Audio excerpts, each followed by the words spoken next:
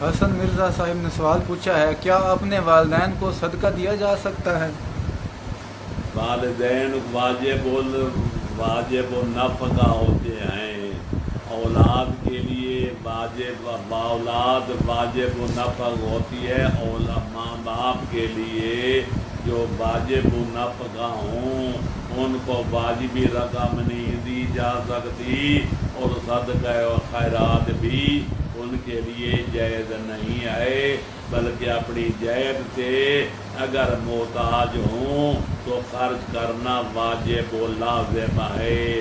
اولاد غریب ہو اور ماں باپ امیر ہوں، ان پر بلوغت کے بعد بھی اولاد کے نان و نفقہ کا انتظام کرنا واجب و لازم ہے۔